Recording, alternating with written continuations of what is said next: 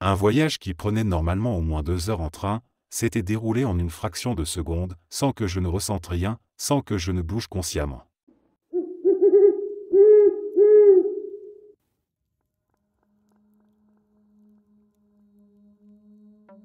Un jour, je suis allé retirer de l'argent à un distributeur automatique. La routine habituelle, insertion de la carte, saisie du code PIN, choix du montant. L'écran affichait le message indiquant que l'opération était en cours, alors j'ai attendu. Les secondes ont défilé, puis les minutes. 5 bonnes minutes plus tard, toujours rien. Pas de billet, pas de carte recrachée. J'ai commencé à paniquer, pensant que le distributeur avait avalé ma carte ou que quelque chose avait mal tourné. Ma copine, qui était avec moi, me regardait d'un air inquiet. Elle avait vu, comme moi, que j'avais bien inséré ma carte et validé l'opération. J'ai sorti mon téléphone pour appeler la banque, déjà en train de chercher quoi leur dire. Puis, dans un réflexe absurde, j'ai ouvert mon portefeuille. Ma carte était là. Exactement à sa place habituelle, comme si je ne l'avais jamais sortie. J'ai immédiatement fouillé mon portefeuille, mes poches, cherchant les billets qui auraient pu apparaître par je ne sais quel miracle. Rien. L'argent que j'avais tenté de retirer n'était pas là. Ma copine était aussi sous le choc. Elle m'avait vu insérer la carte, taper mon code, tout comme moi. Pourtant, la carte était là, bien rangée dans mon portefeuille, et je n'avais pas un centime en plus sur moi. Je n'ai jamais trouvé d'explication. Aucun retrait n'est apparu sur mon compte, comme si l'action n'avait jamais eu lieu. Mais je sais ce que j'ai fait, et je n'étais pas le seul à l'avoir vu.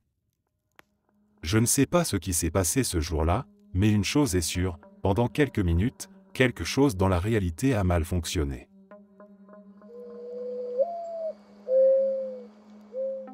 La gynécologue de ma mère avait son cabinet dans plein centre d'Austin, au 5e étage d'un immeuble médical. Elle était suivie par le même médecin depuis des années, un homme encore jeune à l'époque, assisté d'une infirmière et réceptionniste nommée Allison. Cette femme, toujours souriante et bienveillante, était une présence incontournable du cabinet, presque une extension de la salle d'attente elle-même. Petite, j'accompagnais souvent ma mère à ses rendez-vous.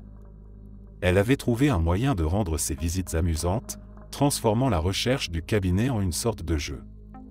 La salle d'attente, décorée d'une fresque représentant une forêt, participait à cette atmosphère presque féerique. Allison était bien plus qu'une simple réceptionniste. Elle se montrait patiente avec les enfants qui accompagnaient leur mère, nous lisait des histoires et nous distribuait des cahiers de coloriage. Elle allait même jusqu'à feindre un intérêt sincère pour nos blagues absurdes. Très vite, nous nous étions mis à l'appeler affectueusement Allison Wonderland, un surnom qui lui allait à merveille. Les années ont passé. Devenue adulte, mariée et enceinte de mon premier enfant, je me suis mise à chercher un obstétricien. Ayant récemment emménagé à nouveau à Austin, il m'a semblé naturel de me tourner vers ce médecin de mon enfance. Après tout, il était encore jeune à l'époque où ma mère le consultait, il devait donc toujours exercer. J'ai cherché son nom dans l'annuaire de l'hôpital, sans succès. Intrigué, j'ai décidé de me rendre sur place, pensant qu'il était possible que son cabinet n'ait tout simplement pas été répertorié. Ce jour-là, ma mère était en ville, et elle a proposé de m'accompagner. L'idée de retourner dans ce lieu si familier nous amusait toutes les deux, avec cette étrange impression de boucle bouclée. Mais une fois arrivés sur place, quelque chose clochait. Nous nous sommes dirigés naturellement vers l'ascenseur, prêts à monter jusqu'au 5e étage. Sauf que cet étage n'existait pas. Nous avons d'abord cru à une erreur de mémoire. Après tout, cela faisait 20 ans.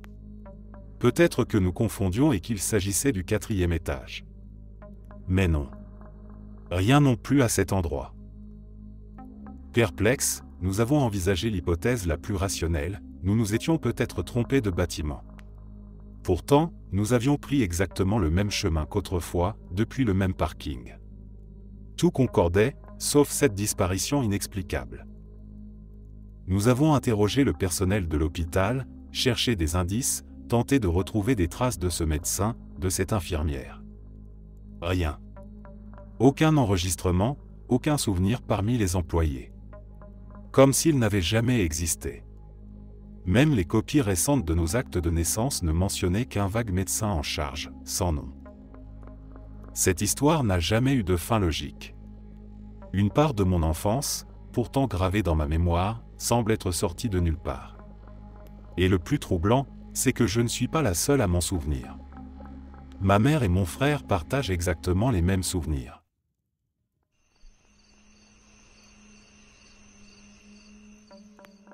Avant de faire une offre sur la maison, mon mari et moi avons organisé une nouvelle visite, cette fois-ci avec notre fille de 3 ans. La première fois, nous étions venus seuls, préférant la laisser avec une babysitter. L'idée était de lui faire découvrir l'endroit et de la laisser choisir la chambre qu'elle aimerait avoir. Dès que nous avons franchi la porte, je lui ai dit qu'elle pouvait choisir sa chambre. Sans hésitation, elle s'est exclamée qu'elle voulait la chambre des dinosaures avant de courir à l'étage. Nous avons échangé un regard amusé. À cet âge, les enfants disent parfois des choses au hasard. Pourtant, à peine quelques secondes plus tard, elle s'est arrêtée devant une pièce et a annoncé d'un ton triomphant « C'est ici ». Intrigués, nous l'avons suivie et nous avons découvert que l'intérieur du placard était entièrement recouvert de stickers de dinosaures. Mon mari, l'agent immobilier et moi sommes restés interdits. Aucun de nous ne se souvenait avoir vu ces autocollants lors de notre première visite. La maison était impeccable, vidée de presque tout puisque c'était une vente de succession. De plus, nous n'avions jamais évoqué la présence de stickers, encore moins des dinosaures. Pourtant, notre fille avait agi comme si elle savait qu'ils étaient là. Finalement, nous avons décidé de les laisser en place. Peut-être une coïncidence, peut-être autre chose. Une petite bizarrerie amusante qui rendait cette maison encore plus spéciale à nos yeux. Quelques années plus tard, une autre coïncidence est venue s'ajouter à cette histoire. Notre fille s'est découvert une passion pour Pokémon et a réalisé avec excitation qu'un des personnages de la franchise portait exactement son prénom. Or, parmi les stickers du placard, figurait justement ce même Pokémon. À l'époque, nous ignorions totalement ce détail. Ce n'était sans doute qu'un hasard de plus, mais tout cela donnait à cette maison une impression étrange, comme si elle l'attendait depuis toujours.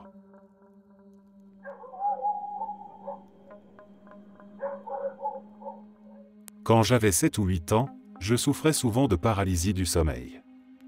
Ces épisodes étaient effrayants, je me réveillais incapable de bouger, d'émettre le moindre son, avec cette sensation oppressante d'un bourdonnement statique dans les oreilles. J'avais fini par m'habituer à ces moments de terreur silencieuse, sachant qu'ils finiraient par passer. Mais cette nuit-là, quelque chose était différent. En pleine nuit, je me suis réveillé en plein épisode. Immobile, étouffé par cette lourdeur familière, je me suis rendu compte qu'il y avait une silhouette assise au bord de mon lit. Une ombre d'adulte, immobile, tournée vers moi. Mon esprit rationnel me disait que c'était une simple hallucination, un tour que mon cerveau me jouait en réponse à la panique. Pourtant, cette présence avait quelque chose de si tangible, si pesant, que j'avais l'impression qu'elle était bien réelle. Puis, je me suis endormi. Mais dans mon sommeil, j'ai rêvé que je vivais exactement la même scène. Sauf que cette fois, je pouvais bouger. La peur a explosé en moi. Sans réfléchir, j'ai commencé à tout balancer dans ma chambre, à hurler, à donner des coups de pied dans tous les sens. Mon corps entier réagissait avec une rage incontrôlable. L'ombre s'est levée lentement, comme si elle avait attendu que je réagisse. Elle a marché vers la porte, l'a ouverte, et a disparu. Au matin, je me suis réveillé en sursaut, encore hanté par ce rêve. Mais ce n'est qu'en regardant autour de moi que la panique m'a réellement envahi. Ma chambre était sens dessus-dessous. Les draps étaient jetés au sol, certains objets étaient tombés, et surtout, la porte était grande ouverte. Ce détail-là m'a glacé. Je ne pouvais pas dormir avec la porte ouverte. C'était une peur viscérale, une règle immuable de mon rituel du coucher. Et pourtant, elle était là, béante.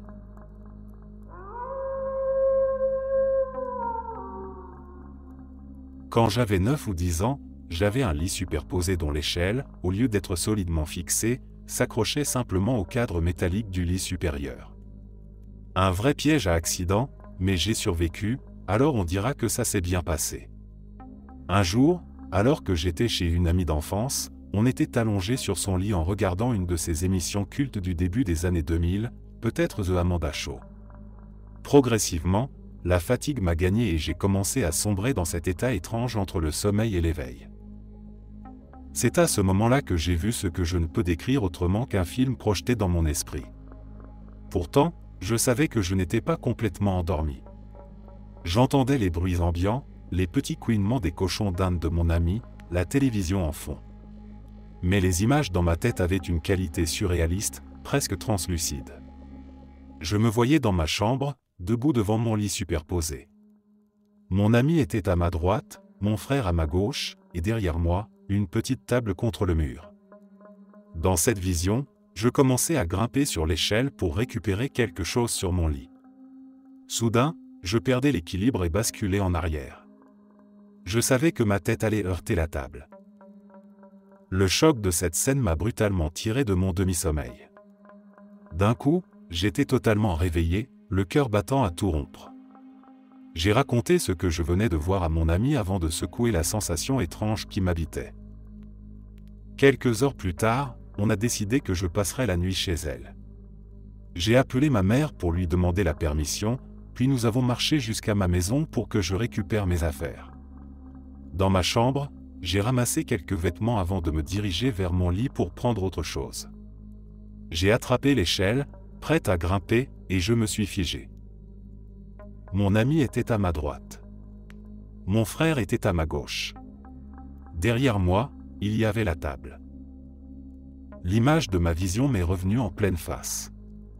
Hésitante, j'ai tiré doucement l'échelle vers moi et elle est venue sans résistance. Elle n'était pas accrochée au cadre du lit. Si j'avais mis mon poids dessus sans vérifier, elle se serait renversée en arrière, m'entraînant dans une chute qui se serait terminée exactement comme dans mon rêve. Encore sous le choc, je suis allé voir ma mère pour lui raconter ce qui venait de se passer. Son expression s'est figée entre la surprise et l'effroi. Ce jour-là, pendant que j'étais à l'école, elle avait enlevé l'échelle du lit pour éviter que mon petit frère ne grimpe dessus en mon absence. Et quand je l'avais appelée pour lui dire que je passais récupérer mes affaires, elle l'avait remise en place, sans vérifier qu'elle était bien accrochée. Je n'avais jamais su qu'elle enlevait l'échelle quand je n'étais pas là. Ce détail m'était totalement inconnu jusqu'à ce soir-là. Des années plus tard, j'ai vécu un autre moment tout aussi troublant. J'avais une vingtaine d'années et j'étais rentré chez ma mère pour les vacances de Noël. C'était le 23 décembre. Après un long trajet en bus de plus de 2 heures et une soirée à discuter avec elle de ma vie à l'université, la fatigue commençait sérieusement à peser sur moi. Ma mère et mon beau-père s'étaient endormis sur les canapés du salon, tandis que j'étais affalé sur le fauteuil, parcourant distraitement les chaînes de télévision. Rien d'intéressant à regarder, mais je continuais à zapper sans vraiment comprendre pourquoi. Tout ce que je voulais, c'était aller me coucher, pourtant quelque chose m'en empêchait. Une sensation diffuse, comme si je devais encore attendre. Mais attendre quoi? Impossible de le dire. Ce sentiment d'attente est devenu de plus en plus frustrant. Je m'agaçais contre moi-même, incapable de comprendre pourquoi je me retenais d'aller dormir alors que j'étais épuisé. Puis, un bruit sec a claqué dans le silence. Un crépitement, juste à côté de la télévision. Je me suis levé d'un bond et mon regard s'est posé sur le petit radiateur d'appoint. La prise et le câble étaient en train de prendre feu. Ce vieux chauffage avait déjà été rafistolé par mon beau-père, qui avait réparé le câble en l'enroulant dans du ruban électrique. Mais cette nuit-là, le bricolage avait lâché. J'ai crié « Feu !» en direction de mes parents, réveillant mon beau-père en sursaut. Il s'est levé d'un bond pour attraper le radiateur, mais j'avais déjà réagi, j'ai arraché la prise du mur et couru dehors avec l'appareil en feu. Je l'ai posé sur la pierre du perron et attendu que les flammes meurent d'elles-mêmes. Quand je suis retourné à l'intérieur, mon cœur battait à tout rompre. L'adrénaline me submergeait, et en même temps, une étrange sérénité s'installait en moi. Cette sensation de devoir attendre avait disparu. Comme si j'avais inconsciemment su que je ne pouvais pas aller me coucher avant d'avoir évité un désastre.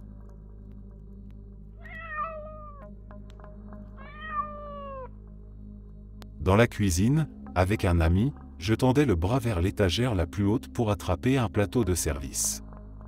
En l'inclinant légèrement vers moi pour le faire descendre, un immense couteau de cuisine est apparu dans mon champ de vision, glissant hors du plateau, pointe dirigée droit sur moi. Pas un simple couteau de table, non, mais un de ces énormes couteaux de type Halloween, parfaitement affûté. Je n'avais aucune idée de qui l'avait rangé là, c'était un logement que je louais à l'époque, et je n'avais jamais vu ce couteau auparavant. Tout s'est ralenti. J'ai entendu le frottement métallique du couteau contre le plateau, un bruit strident et sinistre, tandis qu'il glissait inexorablement vers moi. La trajectoire était implacable, la pointe se dirigeant précisément vers mon plexus solaire. Une pensée d'une étrange clarté m'a traversé l'esprit. C'est fini, cette lame va s'enfoncer profondément, et c'est ainsi que tout s'arrête. Il n'y avait ni panique ni précipitation dans cette prise de conscience, juste une certitude glaciale et détachée. Et puis, au moment exact où la pointe du couteau a effleuré mon t-shirt, il a disparu. Pas tombé, pas dévié, pas absorbé par un recoin de la pièce. Juste volatilisé. Comme s'il n'avait jamais existé. Un instant, il était là, tangible, prêt à frapper, et l'instant d'après, il n'y avait plus rien. J'étais sur le point de me convaincre que j'avais eu une hallucination, que mon esprit m'avait joué un tour, quand j'ai vu le visage de mon ami. Ses yeux écarquillés, sa bouche entr'ouverte, figée dans une expression de pur choc. Il a balbutié, presque en murmurant, comme s'il craignait de briser un équilibre invisible. « Qu'est-ce qui vient de se passer avec ce couteau ?» Tout mon corps s'est mis à trembler. La vague de terreur refoulée et remontée d'un coup, me submergeant. Ce n'était pas une illusion. Il l'avait vu lui aussi. On a fouillé la cuisine de fond en comble, cherchant une explication rationnelle. Chaque tiroir, chaque recoin, chaque étagère. Peut-être qu'il était tombé d'une manière étrange, peut-être qu'il s'était coincé quelque part sans qu'on le remarque. Mais il n'y avait rien. Aucun couteau ne ressemblait à celui que nous avions vu. Aucun objet ne pouvait expliquer ce que nous avions vécu. C'était en 2007, juste après Thanksgiving, à peu près à cette période de l'année. Depuis, je repense souvent à cet événement. J'essaie de comprendre, de trouver une explication, mais rien ne colle. J'aimerais tant savoir si d'autres ont vécu quelque chose de semblable.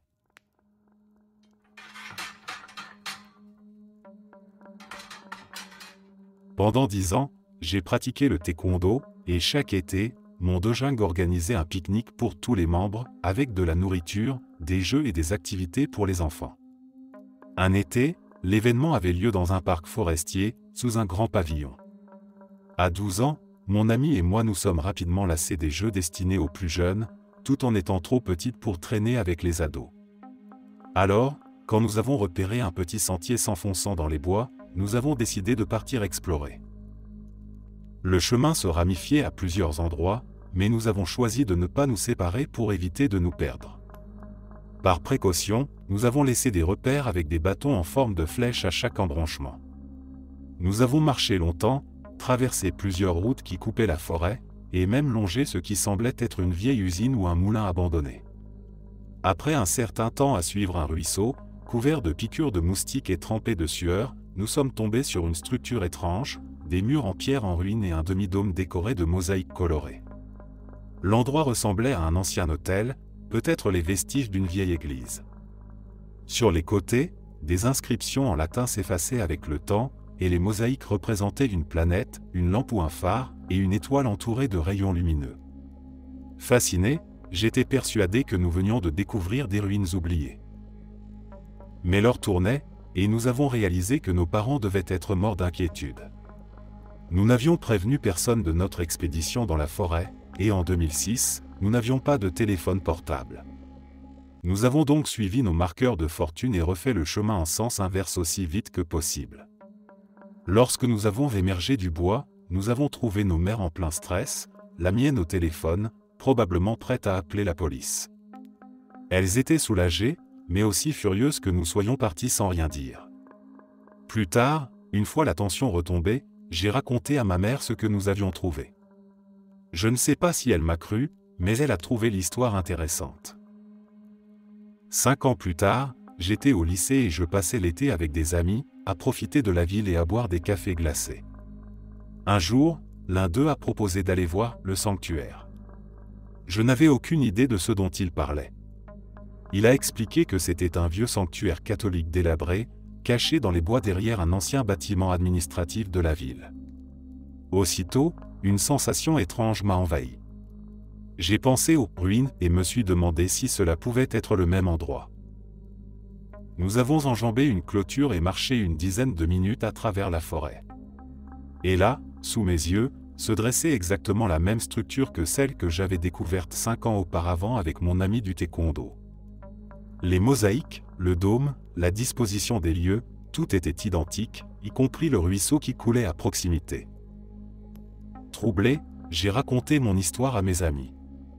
Ils ont écouté avec attention, puis m'ont assuré que ce n'était tout simplement pas possible. Selon eux, il n'y avait aucun moyen d'avoir atteint cet endroit en partant du parc forestier où se trouvait le pavillon du pique-nique. Le sanctuaire se trouvait dans une toute petite parcelle boisée, enclavée entre la rivière, un quartier résidentiel et l'ancien bâtiment du gouvernement. Il n'existait aucun passage permettant d'arriver ici depuis la forêt où mon ami et moi avions commencé notre expédition. Intrigué, j'ai ouvert Google Maps en rentrant chez moi pour vérifier. Effectivement, les faits confirmaient ce que mes amis disaient. La forêt du pique-nique était bien dans la ville voisine, mais située sur un côté qui ne touchait pas ma ville natale. Même si nous avions marché plusieurs heures, il était impossible que nous ayons parcouru cette distance sans traverser une autoroute, une rivière ou des zones urbaines. Et pourtant, nous étions arrivés ici à pied, par la seule force de notre curiosité. Depuis, je retourne parfois visiter le sanctuaire quand je suis de passage dans ma ville natale. Il a toujours cette atmosphère particulière, un mélange de mystère et de sérénité. Je n'ai jamais recontacté mon ami du taekwondo à ce sujet, la vie nous ayant éloignés au fil du temps. Mais peut-être que je devrais. Peut-être qu'elle se souvient, elle aussi, de cette étrange promenade à travers une forêt qui, sur le papier, ne devrait pas exister. J'ai toujours adoré les arbres. Notre quartier en est rempli, avec de magnifiques chênes, ormes et érables matures. Mais il y avait aussi, à quelques rues de chez moi, 2 énormes magnolias. C'était inhabituel dans notre région, et j'adorais les croiser lors de mes promenades, leur parfum flottant doucement dans l'air. Un jour, en passant devant cette maison avec mon mari, nous avons été choqués de voir que les 2 magnolias avaient été abattus. Il ne restait que leurs souches fraîchement coupées, entourées de bois éparpillés et d'une multitude de petites branches. La scène m'a mise en colère, je ne supporte pas l'idée qu'on puisse couper des arbres en pleine santé sans raison valable. J'ai même ramassé une petite branche tombée au sol, avec un bourgeon encore intact, que j'ai ramené chez moi. L'absence de ces arbres modifiait complètement la perception de l'endroit.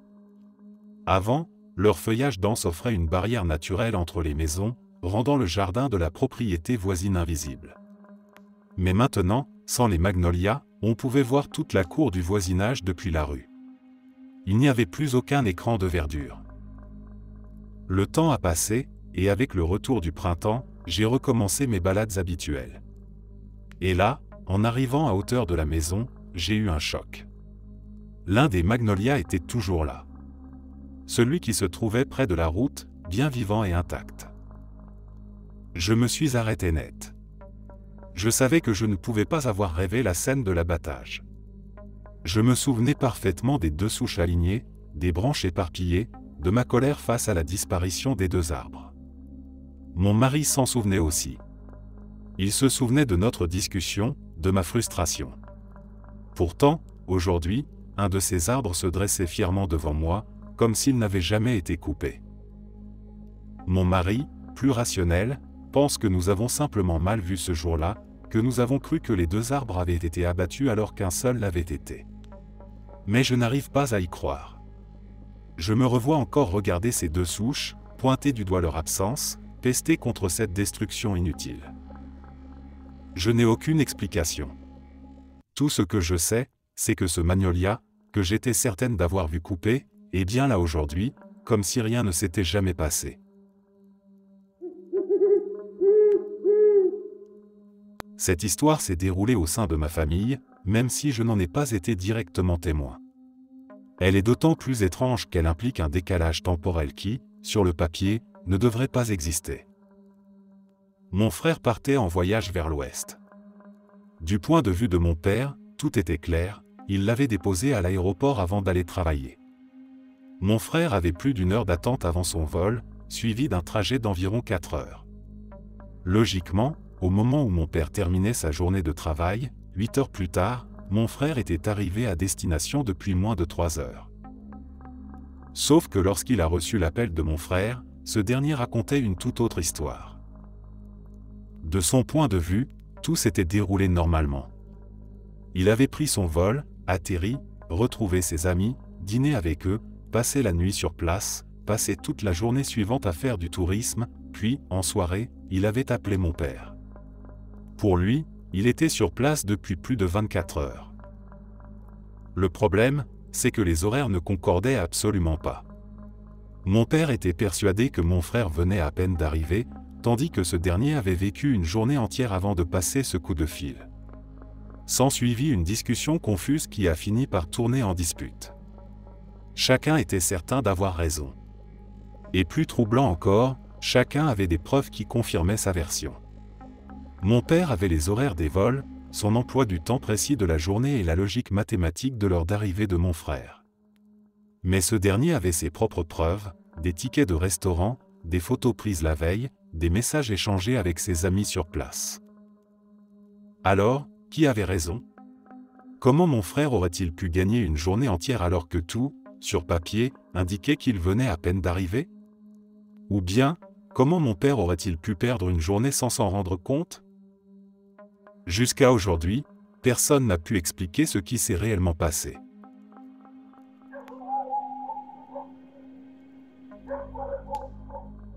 Quand je vivais à Denver, une amie venait me rendre visite et son vol devait atterrir vers 23h15. L'aéroport était à environ 30 minutes de route, donc j'avais prévu de partir juste à temps pour être là quand elle arriverait. À exactement 22h30, je reçois un message d'elle, « Je viens d'atterrir. Tu es là ?» Supposant que son vol avait atterri plus tôt que prévu, je me suis immédiatement mis en route, essayant de l'appeler pour confirmer. Mais chaque tentative tombait directement sur sa messagerie. Pensant que son téléphone était peut-être déchargé, j'ai continué à rafraîchir la page de suivi de son vol pendant le trajet. Pourtant, selon les informations officielles, son avion était toujours en transit. Je suis arrivé à l'aéroport un peu avant 23h15. Toujours pas de nouvelles d'elle, et aucune mise à jour indiquant que son vol avait atterri plus tôt. Sans trop savoir quoi faire, j'ai fait plusieurs tours du terminal en attendant.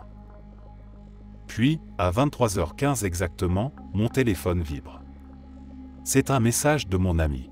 « Je viens d'atterrir. Tu es là ?» Le même message, mot pour mot. Identique à celui que j'avais reçu 45 minutes plus tôt. Je l'ai immédiatement appelée. Cette fois, elle a décroché. Je lui ai demandé si elle avait envoyé un message pendant son vol, mais elle m'a assuré que c'était impossible. Son téléphone était éteint tout du long. Quand nous nous sommes retrouvés, je lui ai demandé de me montrer notre conversation sur son téléphone. Elle n'avait envoyé qu'un seul message, à 23h15. Rien à 22h30. Pas même une trace d'un message préparé à l'avance. Mon téléphone, lui, affichait bien 2 fois le même message. Ce n'est pas un simple bug de réseau qui aurait retardé l'envoi. Son téléphone était éteint. Ce message n'aurait pas pu exister avant son atterrissage. Et pourtant, il m'avait fait perdre 15 minutes à tourner en rond dans un aéroport désert.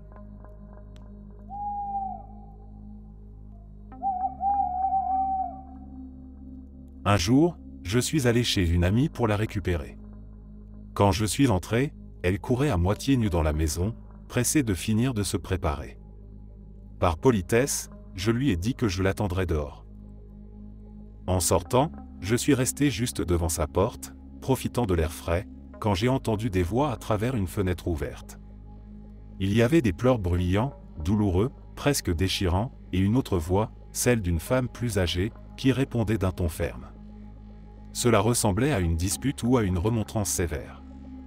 Ce qui a tout de suite attiré mon attention, c'est l'accent. La mère de mon ami est somalienne, et leur famille est la seule d'origine somalienne dans cette rue, où tous les voisins sont anglais.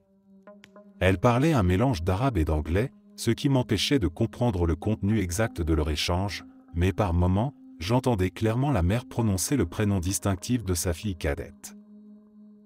Quelques minutes plus tard, mon ami a ouvert la porte, enfin prête à partir. Nous avons marché ensemble, et une fois assez éloigné pour ne plus entendre aucun bruit venant de sa maison, je lui ai demandé pourquoi sa sœur pleurait autant. Elle s'est arrêtée net, me regardant avec une expression d'incompréhension. J'ai détaillé ce que j'avais entendu, le ton de la mère, les sanglots de sa sœur, leur voix résonnant dans la maison. Son visage a changé. Elle m'a assuré que ni sa mère ni sa sœur n'étaient à la maison ce jour-là. En fait, elle était seule depuis le matin.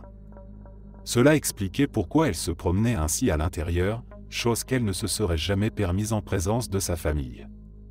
L'espace d'un instant, j'ai espéré qu'elle plaisantait, qu'il y avait une explication logique, mais son malaise était évident. Elle n'a pas voulu en parler davantage et a préféré laisser tomber, ce qui ne lui ressemblait pas. Elle adore se plaindre de sa sœur et me raconte tout dès que quelque chose se passe entre elles. Si un conflit avait eu lieu, elle n'aurait pas manqué de me donner tous les détails. J'ai tenté de rationaliser. Peut-être que sa famille était rentrée sans qu'elle ne s'en rende compte ? Peut-être que, pour une raison inconnue, elles avaient décidé de rester discrètes alors qu'elle était dans la maison. Mais dans ce cas, comment sa mère, une femme âgée, aurait-elle pu se déplacer sans bruit toute la matinée ? Comment aurait-elle pu parler et pleurer aussi fort sans que ma propre amie n'entende quoi que ce soit à l'intérieur ? Ce qui me trouble encore aujourd'hui, c'est que j'ai entendu ces voix distinctement. Pas un murmure fugace ou un bruit vague que l'on peut confondre avec autre chose. J'ai écouté ces deux personnes parler et pleurer, et cela a duré plusieurs minutes. Deux éléments viennent rendre cette histoire encore plus étrange. Il y a quelques années, la sœur de mon ami avait tenté de se suicider en sautant par une fenêtre de cette maison. Par ailleurs, elle s'intéresse de près au mysticisme, au point où nous avions trouvé des œufs brisés dans un coin de la maison, vestige d'un rituel de purification qu'elle avait tenté. Est-ce que tout cela pourrait être lié ?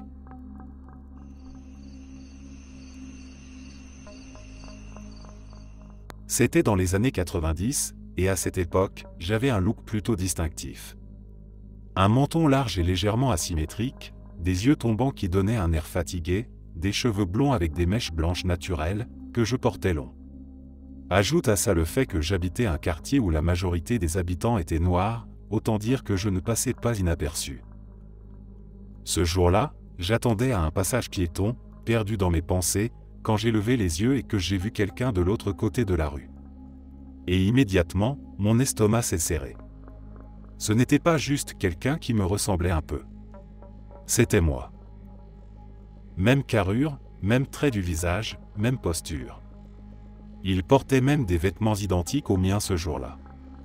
Nous avons commencé à traverser en même temps, mais nos pas ont ralenti à mesure que nous nous approchions, jusqu'à ce qu'on s'arrête complètement au milieu du passage. Face à face, immobile, nous nous sommes fixés en silence. J'ai essayé d'analyser son visage, de trouver la faille, la différence. Rien. Même regard, même structure osseuse, et j'aurais juré qu'il avait la même cicatrice que moi à l'arcade. Le temps s'est suspendu, puis un klaxon a retenti. Plusieurs, en fait. Le feu était passé au vert, et nous étions au milieu de la route, figés comme deux reflets l'un de l'autre.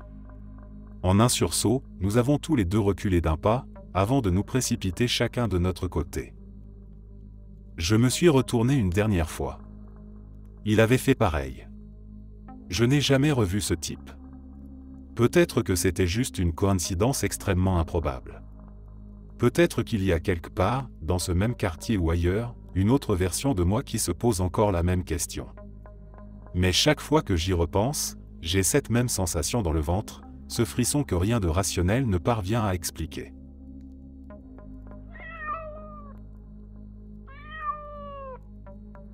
Je ne sais pas si cela compte comme un glitch, mais c'est une histoire troublante et inexpliquée. Un peu de contexte, j'ai eu une relation avec mon ex alors qu'elle avait les cheveux longs. Puis nous nous sommes éloignés l'un de l'autre pendant un certain temps avant de nous remettre ensemble, sauf qu'à ce moment-là, elle avait les cheveux courts. Durant cette deuxième relation, j'ai fait un rêve étrange. Elle était là, mais avec ses longs cheveux, comme si elle appartenait à une version du passé. Dans ce rêve, elle m'évitait et se comportait de manière distante, comme si nous n'étions pas ensemble, exactement comme à l'époque où nous n'étions plus en contact. C'était troublant, mais au réveil, je n'y ai pas accordé plus d'importance. Après tout, ce n'était qu'un rêve, non? Jusqu'à ce que je lui en parle. Quand je lui ai décrit mon rêve, son visage a changé. Elle m'a alors révélé qu'elle avait fait le même rêve, mais 2 ans plus tôt. À l'époque, elle avait encore ses longs cheveux et nous n'étions plus en contact. Et ce qui l'avait perturbé dans son rêve, c'était que je me comportais comme si nous étions ensemble, alors que dans la réalité, nous ne l'étions plus. Les détails concordaient parfaitement. Nous étions à une fête, une grande maison remplie de monde, avec plusieurs amis en commun. Mais ce qui rendait l'histoire encore plus étrange, c'était la description des lieux. La maison n'était pas une maison normale, elle comportait des pièces étranges, des objets inhabituels et même des animaux bizarres. L'agencement des lieux défiait la logique, comme si l'espace lui-même ne faisait aucun sens. Trop d'éléments spécifiques pour être une simple coïncidence. En gros, j'avais rêvé dans le présent d'une scène que mon ex avait vécue dans un rêve du passé, mais chacun avec une perception différente du même moment. Un rêve partagé à travers le temps. Un instant qui s'était superposé entre 2 époques, nous laissant tous les deux avec une impression persistante d'avoir vécu quelque chose d'inexplicable.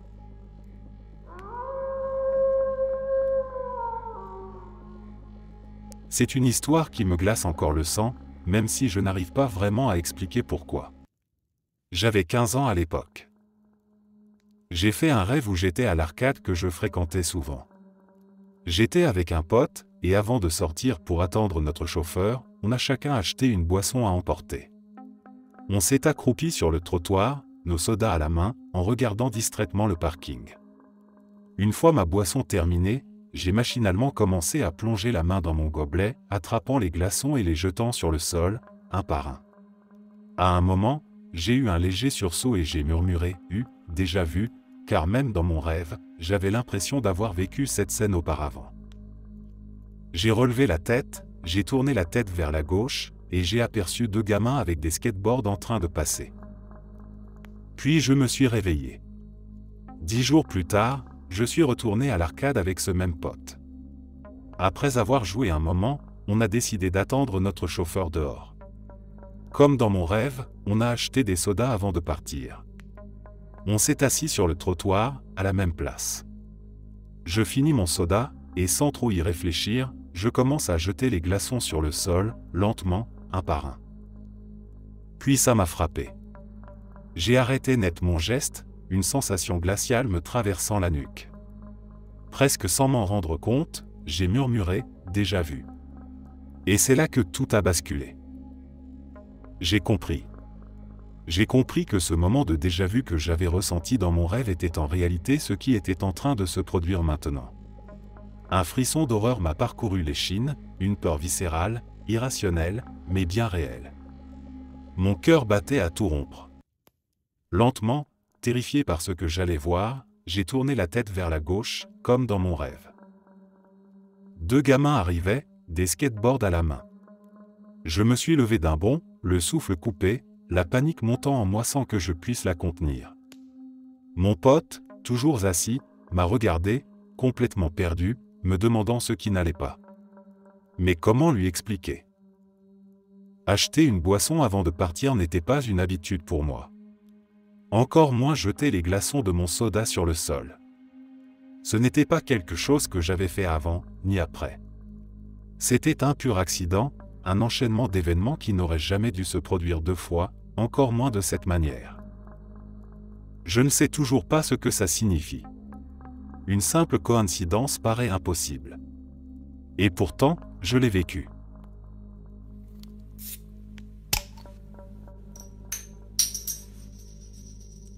C'était une nuit au milieu des années 90, une de ces nuits où la lune pleine baignait tout d'une lumière jaune-orange irréelle.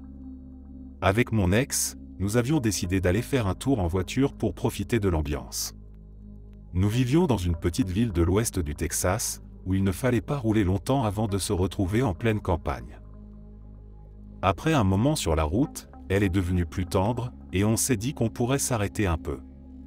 Nous approchions d'une petite ville qui avait une aire de repos juste à l'entrée, un endroit calme et désert à cette heure-là. Sans trop réfléchir, j'ai garé la voiture. Aussitôt, quelque chose a changé. L'atmosphère n'avait plus rien de paisible. C'était subtil, mais immédiat, et elle l'a senti aussi. Un malaise diffus s'est installé. Un van était garé un peu plus loin, dans l'ombre. Rien d'extraordinaire en soi, mais mes yeux revenaient sans cesse dessus, comme si quelque chose m'obligeait à le surveiller. Je ne voyais personne à l'intérieur, mais j'avais cette sensation oppressante d'être observé. Mon ex, qui jusque-là était enjouée, est devenue nerveuse. Elle m'a demandé ce qui n'allait pas. Impossible de répondre, je n'avais pas d'explication logique. Juste une certitude, nous n'étions pas censés être là. Quelque chose dans l'air était mauvais. La lune, le silence, la musique en fond, tout semblait légèrement décalé, comme si nous avions mis les pieds dans un endroit où nous n'étions pas les bienvenus. Un frisson glacé m'a parcouru l'échine quand une pensée a surgi, et si la voiture ne démarrait pas ? Nous étions seuls, loin de tout, sans téléphone portable, à l'époque, ce n'était pas encore une chose courante, et les rares bâtiments de la petite ville voisine étaient probablement déjà fermés à cette heure. Le seul signe de vie, c'était ce fichu van. J'ai tourné la clé, retenant mon souffle. Le moteur a démarré. Un immense soulagement m'a envahi, mais je n'ai pas perdu une seconde. J'ai enclenché la marche arrière et quitté l'aire de repos aussi vite que possible. Juste avant de disparaître sur la route, j'ai jeté un dernier coup d'œil dans le rétroviseur. Des silhouettes se tenaient maintenant dehors, à côté du van. Elles nous regardaient partir.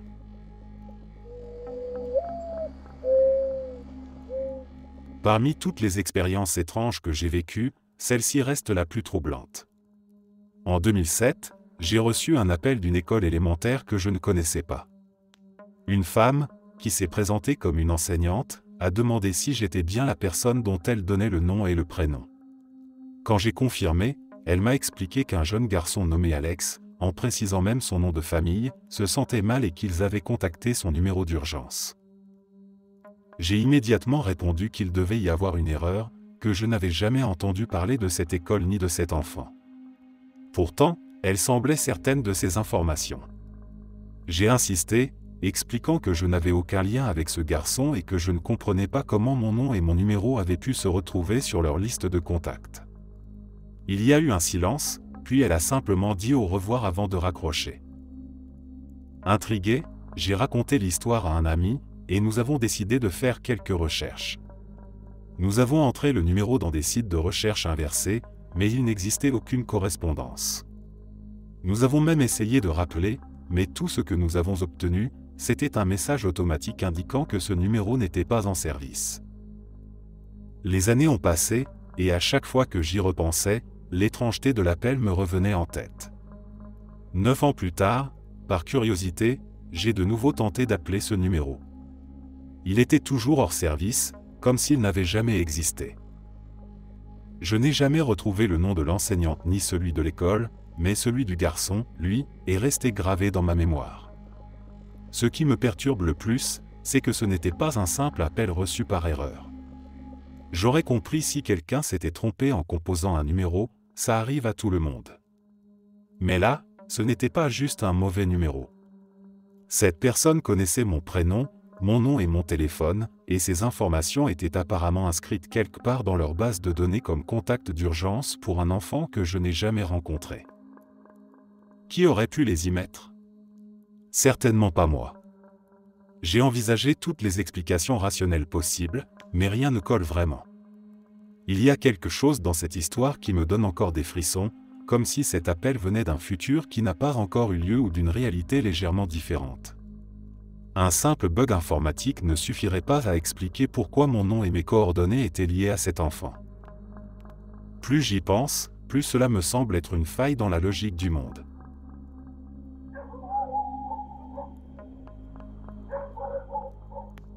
Il y a environ 4 ans, ma femme et moi avions décidé de passer une soirée tranquille avec quelques verres et le remake de Robocop. On s'était préparé un cocktail chacun avant de s'installer confortablement sur le canapé.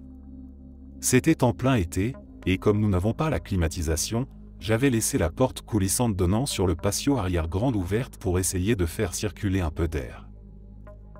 Je me souviens distinctement d'avoir suivi le film jusqu'au moment où l'on voit Robocop pour la première fois après sa transformation en cyborg. Puis, plus rien. L'instant d'après, j'étais allongé sur le canapé. Plus assis comme avant, mais allongé, sans oreiller, comme si on m'avait simplement déposé là.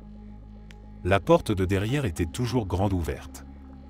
À quelques mètres de moi, ma femme dormait sur la partie méridienne du canapé. Ce qui nous a vraiment frappé, c'est que ni l'un ni l'autre ne nous souvenions du moment où nous nous étions endormis. C'était un trou noir complet. Pourtant, mon verre était vide, comme si je l'avais bu sans en avoir conscience, tandis qu'il restait encore la moitié du sien. Le lendemain, on n'a pas arrêté d'en parler, essayant de reconstituer ce qui avait pu se passer. Rien ne collait. D'ordinaire, je suis maniaque quand il s'agit de fermer et verrouiller les portes avant d'aller me coucher. Et jamais je ne m'endors sur le canapé comme ça. Finalement, on a décidé de nommer cette soirée la nuit où on s'est fait enlever par des extraterrestres.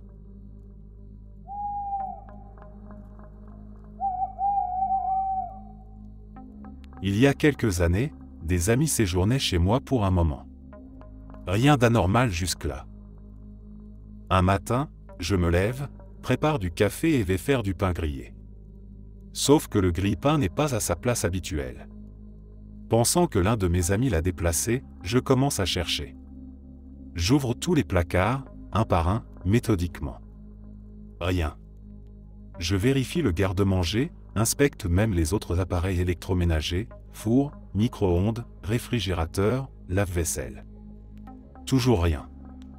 Perplexe, je refais un tour complet. Le grille-pain a tout simplement disparu.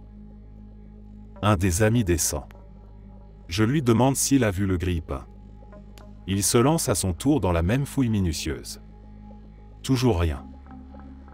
Sa femme arrive à son tour. On lui explique la situation. Elle fouille elle aussi.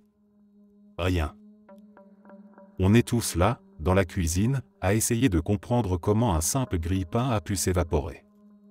On l'avait regardé partout, plusieurs fois, dans les moindres recoins. Pas un bruit dans la maison, pas d'explication logique. Puis, au bout d'un moment, j'ouvre machinalement le garde-manger pour attraper autre chose et il est là. Bien en évidence, posé à hauteur des yeux, comme s'il avait toujours été là. Le silence s'installe un instant. On se regarde, incrédule. Nous avions fouillé ce garde-manger à plusieurs reprises, 3 personnes différentes, et pourtant, il était maintenant posé là, exactement là où on aurait dû le voir dès le départ. Mon ami n'a pas cherché à comprendre. Il a sorti le grille-pain, pris un grand couteau dans un tiroir et, sans hésiter, a sectionné le cordon d'un coup sec avant de le balancer à la poubelle. L'après-midi même, je suis allé en acheter un nouveau. Je n'allais pas utiliser un grille-pain hanté. Quand j'étais à l'université, je partageais un grand appartement avec 3 amis. Une nuit, j'ai fait un rêve d'une clarté saisissante, un de ces rêves dont on se souvient dans les moindres détails au réveil. Il concernait un couple d'amis récemment mariés, qui était alors en lune de miel. Le matin, je l'ai raconté à mon colocataire, avec toutes les petites précisions qui me revenaient. Dans ce rêve, nous étions tous réunis dans notre salon, 5 en tout, et la femme de mon ami lisait le journal du jour pendant que nous discutions entre nous. À un moment, elle a levé la tête du journal et a demandé si on avait l'édition du jour. J'avais éclaté de rire avant de lui répondre en plaisantant qu'elle devait vraiment s'amuser en lune de miel pour avoir perdu toute notion du temps. 2 semaines plus tard, le couple est revenu et nous a rendu visite. La soirée se déroule normalement, et à un moment, nous nous asseyons tous dans le salon. Chacun prend place, et sans même y prêter attention, nous nous retrouvons assis exactement comme dans mon rêve. Mais sur l'instant, ça ne me revient pas. Puis, alors que nous discutons, elle attrape le journal et commence à le lire. Là, tout a basculé. D'un seul coup, le souvenir du rêve m'est revenu avec une force incroyable.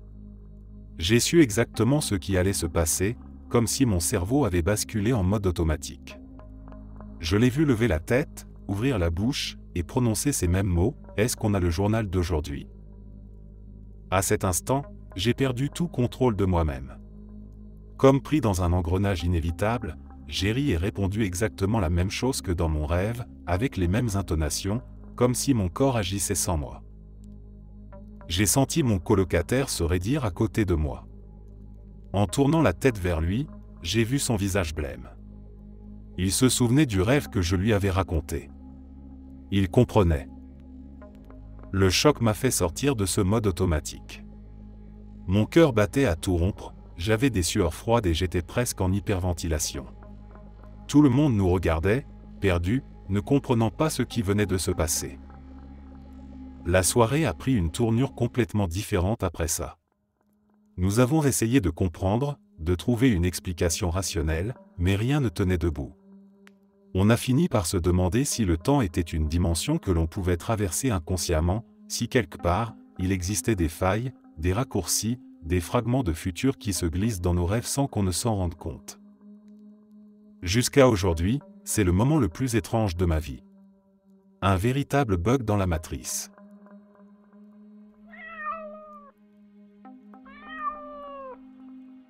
J'ai un souvenir d'enfance aussi précis que s'il s'était produit hier.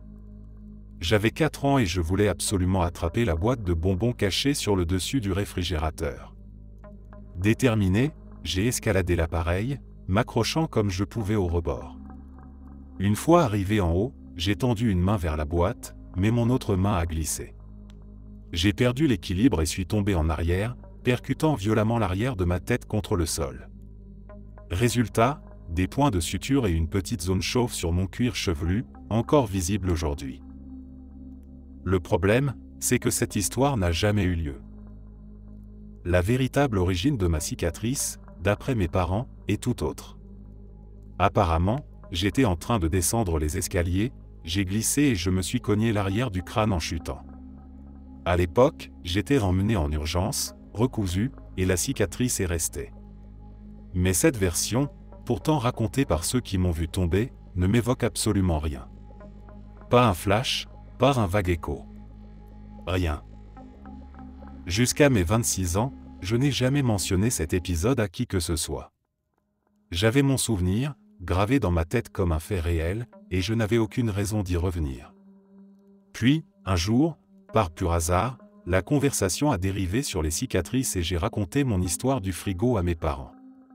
Leur réaction a été immédiate, ça ne s'était jamais produit. Ils m'ont regardé, perplexe, m'expliquant calmement que j'étais tombé dans l'escalier et non en escaladant la cuisine. Ils se souvenaient parfaitement de l'incident, de la peur qu'ils avaient eue en me voyant tomber, de la course à l'hôpital. J'ai tenté de les convaincre, leur décrivant les moindres détails de ma version, la texture froide du frigo sous mes doigts, la sensation du vide quand j'avais perdu l'équilibre, même le bruit de la boîte de bonbons qui était tombée avec moi. Tout était si clair dans mon esprit, comme un souvenir vécu. Pourtant, ils étaient catégoriques, ça ne s'était jamais produit. J'ai fini par abandonner la discussion, non pas parce qu'ils avaient raison à mes yeux, mais parce que j'avais peur de ce que cela signifiait. Je ne comprends toujours pas ce qui s'est passé. 2 explications me viennent à l'esprit, et aucune ne me rassure. Soit l'impact de la chute a altéré ma mémoire et mon cerveau a reconstruit une toute nouvelle histoire sans que je m'en rende compte, soit, d'une manière ou d'une autre, j'ai vécu 2 réalités superposées. Comme si, pendant une fraction de seconde, 2 univers parallèles s'étaient entremêlés et que mon esprit avait enregistré une version qui n'était pas celle de mes parents. Je ne sais pas laquelle de ces explications est la plus terrifiante.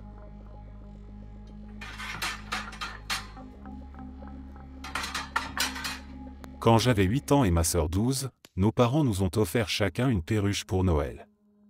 Une idée terrible, d'ailleurs, vu le boucan que ces oiseaux peuvent faire. Mais à l'époque, on était ravis. J'ai eu un oiseau jaune que j'ai nommé Sonny, et ma sœur un bleu qu'elle a appelé Skyler. C'étaient nos premiers animaux de compagnie à nous, rien qu'à nous, et on passait des heures à jouer avec eux. On leur avait appris à voler et revenir sur nos doigts, à suivre nos mouvements du bout du doigt, comme s'ils dansaient. On les adorait. Mais quelques mois plus tard, un accident tragique a coûté la vie à Sonny. J'étais dévasté. Peu après, mon père a été muté dans une autre ville à 3 heures de route, et il a été décidé que Skyler ne ferait pas partie du déménagement. Ma sœur a dû dire adieu à sa perruche lors d'une sorte de petite cérémonie où, les larmes aux yeux, elle a ouvert la cage. Skyler n'a pas hésité une seconde et s'est envolé, disparaissant derrière la maison des voisins. 5 ans ont passé. On avait complètement oublié ces oiseaux et on vivait désormais dans une autre ville, dans un autre environnement, avec d'autres préoccupations. Puis, un été, notre famille est partie camper dans un parc d'État à quelques kilomètres de chez nous. L'après-midi, ma sœur et moi sommes allés jouer sur une aire de jeu du camping. On grimpait sur la structure, discutant de tout et de rien, quand une perruche bleu clair a soudain surgi du ciel et est venue se poser juste à côté de nous sur le jungle gym. On s'est figé. Elle était identique à Skyler. Sans réfléchir, on s'est regardé, le souffle court, puis on a murmuré en même temps. « Skyler ?» L'oiseau a répondu par un petit gazouillement, comme une confirmation. Par réflexe, j'ai tendu mon doigt vers elle. Elle a sauté dessus sans hésiter, comme si elle nous reconnaissait. Lentement, presque sans y penser, j'ai levé mon autre main et j'ai commencé à bouger mon doigt de gauche à droite. Elle s'est mise à se balancer. Exactement comme on lui avait appris 5 ans plus tôt. À ce moment-là, on a perdu tout contrôle. On riait, on parlait en même temps, on s'exclamait que c'était impossible, que notre oiseau perdu nous avait retrouvés, 5 ans après et à des kilomètres de là. On voulait la ramener avec nous.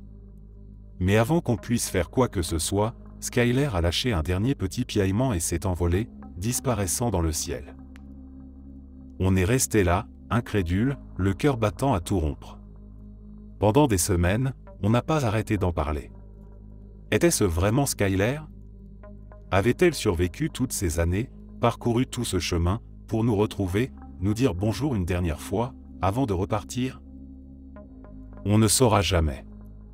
Mais au fond de moi, je suis sûr que c'était elle.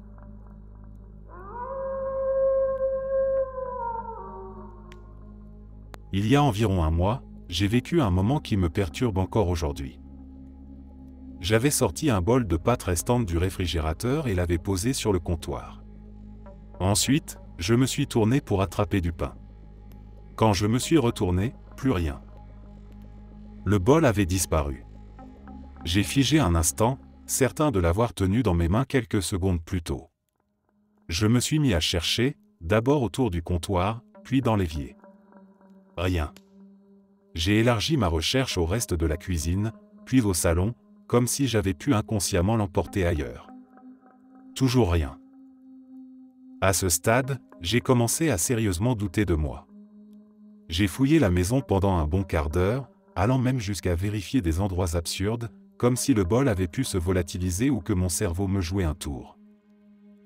Finalement, incapable de comprendre ce qui s'était passé, j'ai appelé ma femme et lui ai laissé plusieurs messages. J'avais besoin de partager cette sensation étrange avec quelqu'un, d'avoir un autre point de vue. Quand elle est rentrée de son cours, je lui ai immédiatement raconté ce qui s'était passé. Elle m'a regardé, un peu étonné, avant de répondre avec le plus grand naturel du monde. « Ah, mais je l'ai mangé pour le déjeuner. » J'ai tourné la tête vers l'évier, le bol était là, posé comme si de rien n'était. J'ai senti un frisson me parcourir. J'étais absolument certain de l'avoir tenu en main après l'avoir sorti du réfrigérateur. Il était là, sur le comptoir.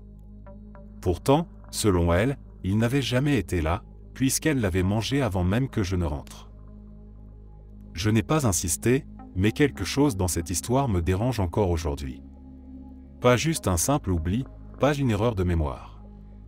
J'ai vécu 2 versions de la même journée, et l'une d'elles n'aurait jamais dû exister.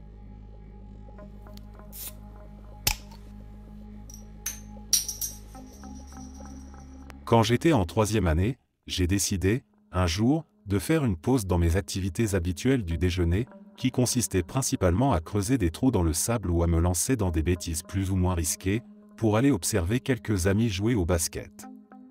Le sport ne m'intéressait pas vraiment, mais j'avais eu l'idée de m'asseoir sur la touche et de commenter le match à voix haute pour amuser les autres élèves qui mangeaient à proximité. Les premières minutes se sont déroulées sans incident. Mes amis marquaient quelques points, je récoltais quelques rires, et la partie avançait avec autant de sérieux et d'intensité qu'un groupe d'enfants de 8 ans pouvait en mettre. Puis quelque chose d'étrange s'est produit. Un des joueurs a tenté un tir, la balle a suivi un arc parfait dans les airs, a touché le bord du panier et s'est arrêtée net. Pas seulement la balle. Chaque élève sur le terrain, chaque déchet poussé par le vent, chaque bruit ambiant. C'était comme si le monde entier s'était figé en une fraction de seconde. Au début, je n'ai même pas compris. Je continuais à parler, pensant que tout était normal, jusqu'à ce que l'étrangeté de la situation me frappe de plein fouet. L'espace d'un instant, j'étais le seul être en mouvement dans une scène figée, une galerie de statues silencieuses. Mon cœur s'est mis à battre plus vite, une panique sourde montant en moi. Puis, d'un coup, le temps a repris son cours, exactement là où il s'était arrêté. La balle a poursuivi sa trajectoire comme si rien ne s'était passé, les voix et les cris des enfants ont repris leur volume habituel, le bruit du vent est revenu, et le monde a continué comme si cette pause impossible n'avait jamais eu lieu. J'ai essayé de me raisonner. Peut-être une absence, un minuscule malaise, un court-circuit de mon cerveau qui aurait brouillé mes perceptions. Peut-être une micro-crise d'épilepsie dont je n'ai jamais eu d'autres signes avant ou après. Mais voilà le problème, je me souviens distinctement de ce moment d'arrêt. Je me souviens avoir parlé à un monde immobile, avoir ressenti la montée de l'angoisse, avoir vécu cette pause temporelle avant que tout ne reprenne comme si de rien n'était. Alors, soit j'ai eu un bug neuronal sans précédent, soit la réalité elle-même a trébuché ce jour-là. Dans les deux cas, je pense que la planète aurait bien besoin d'une mise à jour.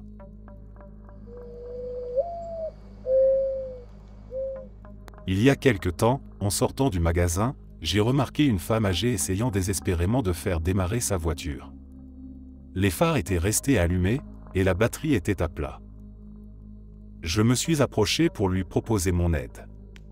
Elle n'était pas sûre de ce qui n'allait pas, mais après un rapide coup d'œil, j'ai confirmé que la batterie était morte.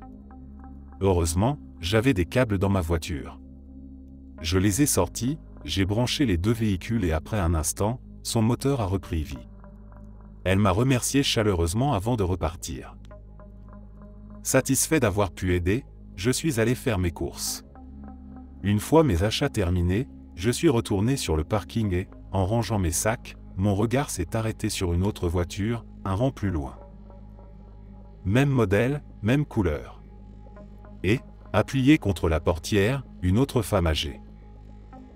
Mon cerveau a immédiatement fait l'association. Pensant qu'elle était tombée en panne à nouveau, je suis allé la voir en riant et lui ai demandé ce qui n'allait pas cette fois. Mais au lieu d'un sourire reconnaissant, elle m'a regardé avec un air de totale incompréhension.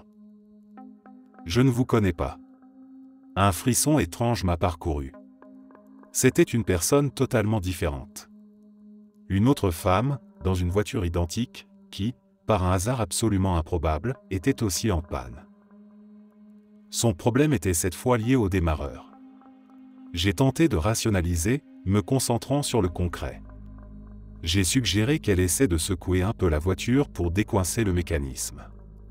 Elle s'est installée au volant, j'ai poussé légèrement l'avant du véhicule, et au bout de quelques essais, le moteur a fini par repartir. Elle m'a remercié, et je suis resté là un instant, troublé. Deux femmes âgées. Deux voitures identiques. Deux pannes, l'une après l'autre, au même endroit. J'ai repris le volant avec cette impression persistante d'avoir, l'espace de quelques minutes, glissé dans une version légèrement décalée de la réalité. Lyon avait toujours été mon port d'attache, mon ancre. J'y étais né, j'y avais grandi, et chaque recoin de la ville me semblait familier, intime. Pourtant, quand il avait fallu choisir mes études après la terminale, l'appel de Paris avait été plus fort. J'avais été accepté en lettres à la Sorbonne, et c'était comme une consécration. L'excitation de cette nouvelle vie m'envahissait, et malgré l'euphorie, je savais que ma mère s'inquiétait. Son fils unique, loin d'elle, dans une ville immense qu'elle jugeait impersonnelle et froide. Pour la rassurer, j'avais promis de revenir souvent, au moins 2 week-ends par mois. J'avais pris l'habitude de rentrer chez eux les 2 premiers week-ends de chaque mois, laissant les 2 autres libres pour mes études et mes sorties avec mes colocs. Ce vendredi-là, comme d'habitude, j'étais arrivé à Lyon en milieu d'après-midi, épuisé par la semaine. Le train m'avait semblé interminable, et en arrivant à la maison, la chaleur du foyer m'avait enveloppé d'un apaisement immédiat. Ma mère, fidèle à elle-même, m'avait accueilli avec un mélange de joie et d'inquiétude, observant mon visage marqué par la fatigue du voyage et des nuits courtes accumulées. Elle m'avait conseillé d'aller me reposer avant que mon père ne rentre du travail. L'idée de m'allonger un instant sur le canapé du salon m'avait semblé irrésistible. Juste une courte sieste, une trentaine de minutes pour récupérer un peu d'énergie avant le dîner familial. Mon corps s'était affaissé dans le moelleux du canapé, et presque instantanément, le sommeil m'avait happé. Puis, le vide. Quand j'avais rouvert les yeux, quelque chose n'allait pas. Une sensation étrange parcourait mon corps, comme des picotements diffus, un fourmillement désagréable sur ma peau. J'avais cligné des yeux, tentant de dissiper la brume dans mon esprit encore engourdi par le sommeil. L'environnement autour de moi me semblait inhabituel, comme si quelque chose avait changé. Puis la réalité m'avait frappé de plein fouet. Je n'étais plus à Lyon. J'étais dans ma chambre étudiante, à Paris. Le choc avait été si brutal que j'étais resté figé plusieurs secondes, le souffle court. La veille encore, j'étais persuadé d'être allongé sur le canapé du salon familial, et maintenant, sans la moindre transition, j'étais là, à 400 km de là où j'étais censé être. Ma première réaction avait été de chercher mon téléphone. Il était posé sur ma table de chevet, comme toujours. L'écran affichait plusieurs appels manqués de ma mère. Une angoisse sourde m'avait envahi, et j'avais immédiatement rappelé. Elle avait décroché presque instantanément, et sa voix tremblante m'avait glacé. Elle était paniquée, répétant que j'avais disparu. Le malaise s'était renforcé. J'avais beau essayer de rationaliser, rien ne faisait sens. Il n'y avait aucune explication plausible à ce qui venait de se produire. J'avais fermé les yeux à Lyon, et je m'étais réveillé à Paris. Un voyage qui prenait normalement au moins 2 heures en train, sans compter les trajets entre la maison et la gare, s'était déroulé en une fraction de seconde, sans que je ne ressente rien, sans que je ne bouge consciemment. Pire encore, mon sac était resté à Lyon. Mon ordinateur, mes affaires de cours, mon portefeuille, tout était resté chez mes parents. J'étais arrivé à Paris les mains vides, avec seulement les vêtements que je portais. Ce soir-là, je n'avais pas dormi. J'avais cherché des explications, compulsé des forums, exploré des théories allant du somnambulisme extrême à des phénomènes inexpliqués. Mais aucune réponse ne tenait la route.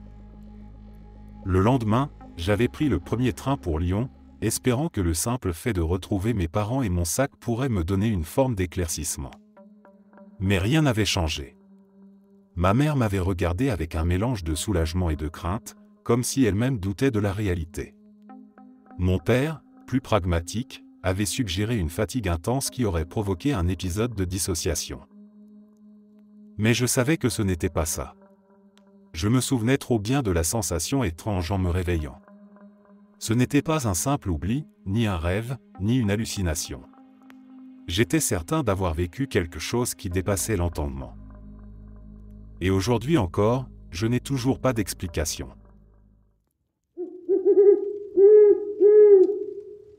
Merci d'être resté jusqu'à la fin.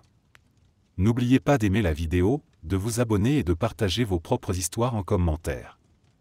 On se retrouve demain à la même heure devant ce feu.